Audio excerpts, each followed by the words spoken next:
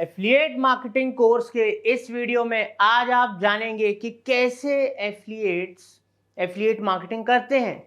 वो कौन सी टेक्टिक्स हैं, स्ट्रेटजीज हैं जो आप भी अपना सकते हैं एज एन एफिलिएट, और आप भी बिजनेस लेकर आ सकते हैं अपने ब्रांड्स के लिए और उनसे अच्छा खासा कमीशन ले सकते हैं हजारों डॉलर्स के अंदर। तो दोस्तों, मैं वो प्रैक्टिकल तरीकों की बात कर रहा हूं जो एक्चुअल में वर्क करते हैं। बट आज की डेट में हजारों लाखों एफिलिएट्स हैं, उनके अपने अपने तरीके भी हो सकते हैं, ठीक है, और सबके डिफरेंट डिफरेंट भी हो सकते हैं। बट आज जो हम बात करेंगे वो मोस्ट कॉमन और वर्केबल प्रैक्टिकल तरीकों की बात करेंगे जो एक्चुअल में काम करते हैं, और मैक्सिमम एफिलिएट्स उन तरीकों को अपनाते हैं। तो ये सब चीजें मैं आपको इसलिए बता रहा हूं बिकॉज मैं खुद एक इन्फ्लुएंसर भी हूं, एक डिजिटल मार्केटिंग एजेंसी भी चलाता हूं, और साथ के साथ अपना खुद का एफिलिएट प्रोग्राम भी लॉन्च कर दिया, वो भी रन करता हूं, जिसके संग कई सौ एफिलिएट्स स्टार्टिंग में ही जुड़ चुके हैं। अब दोस्तों, यहां पर जैसे कि आप देख सकते हो, ये वीडियो एक कंप्लीट रोड मैप है एफिलिएट्स के लिए। आइए जानते हैं। सबसे पहला होता है प्रोडक्ट रिव्यू करके आप पैसा कमा सकते हो। अब प्रोडक्ट रिव्यू आप एज अ यूट्यूबर भी कर सकते हो, और अगर आप ब्लॉगर हो तो आप ब्लॉग्स भी लिख सकते हो।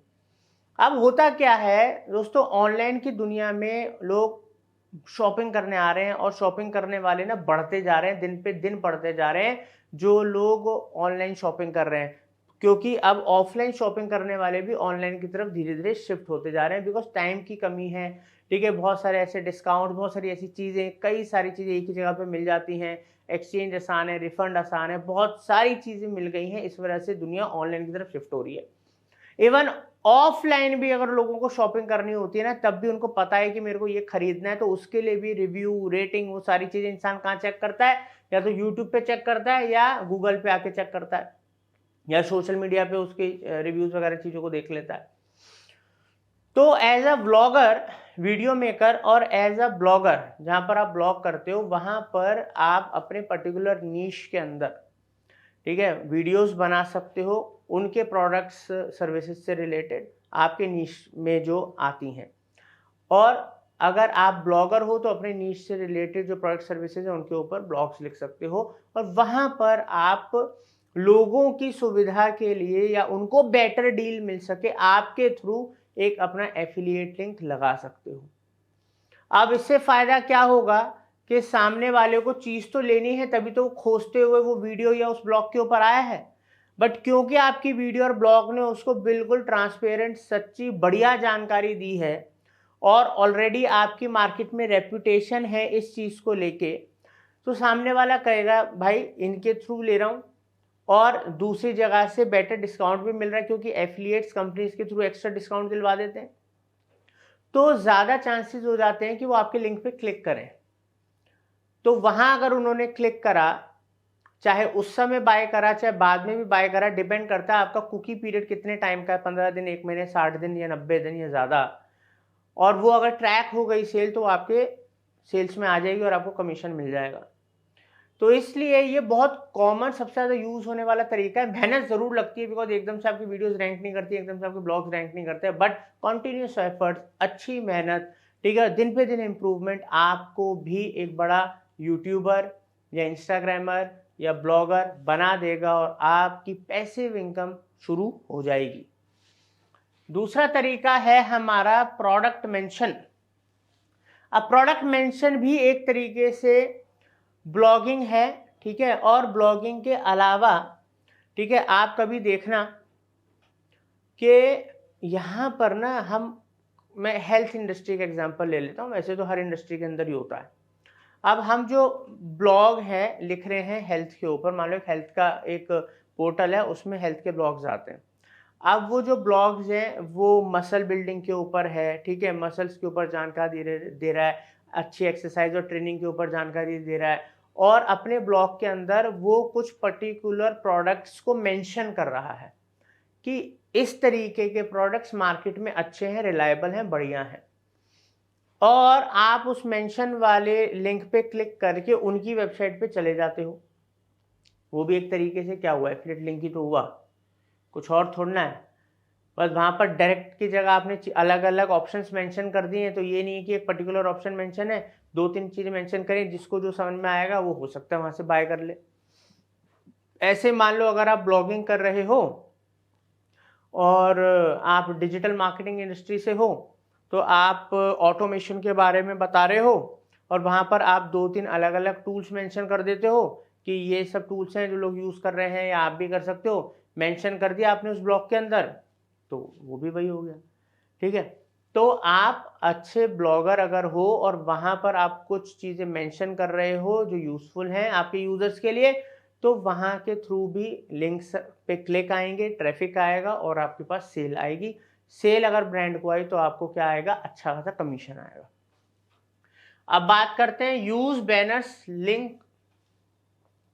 अब होता क्या है दोस्तों, अगर मान लो आप गूगल एड, फेसबुक एड बहुत अच्छे से चलाना आता है आपको, ठीक है, स्पेशली मैं बात कर रहा हूँ गूगल डिस्प्ले एड्स की, क्योंकि एक तो कॉस्टिंग बहुत कम होती है डिस्प्ले एड्स की, और अगर आपको गूगल डिस्प्ले एड अच्छे से चलाना आता है, जो कि आप मार्केटिंग फंडा से सीख सकते हो, हमारे बहुत सारे सर्टिफाइड कोर्सेज भी हैं, हमारे चैनल से भी लोग सीखते हैं, आप भी सीख सकते हो।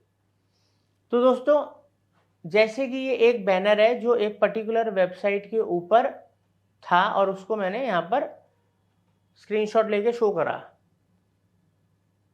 अब आपको पता है कि आप किस पर्टिकुलर नीश के प्रोडक्ट्स के एफिलिएट हो और उस प्रोडक्ट को खरीदने वाली जो ऑडियंस है किन वेबसाइट्स पे, किन एप्स पे, ठीक है, किन यूट्यूब चैनल्स पे अवेलेबल है। और गूगल डिस्प्ले एड्स इतना सॉलिड तरीका है कि वहाँ पर आप उन ऑडियंस तक पहुँच सकते हो, बिल्कुल स्पेसिफिक ऑडियंस, वो जो उस तरीके की साइट्स पे है जहाँ पर वो लोग वो चीज़ खरीदते हैं या उस तरीके के प्रोडक्ट्स वगैरह में इंटरेस्टेड होते हैं। और मिलियंस एंड मिलियंस का डाटा है और वो एक्चुअल में इसको प्लेसमेंट एड्स बोला जाता है कि आपको अपने बैनर्स को कहाँ प्लेस करना है जहाँ पर आपका ऑडियंस उसको देखे, आपका टारगेटेड ऑडियंस उसको देखे बेसिकली। ठीक है, तो इसके थ्रू भी आप ज़्यादा से ज़्यादा क्लिक लेकर आ सकते हो, फिर हो सकता है वहाँ से तो लोग बाय कर ही लें, मगर उसके बाद आप उनको रीमार्केट कर सकते हो। ठीक है, तो इन सब चीज़ों के थ्रू भी लोग करते हैं।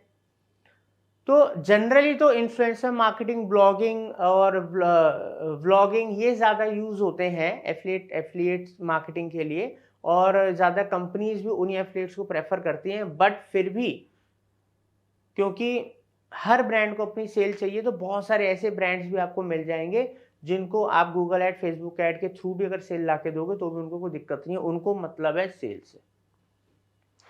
अब बात करते हैं use coupons for extra discount.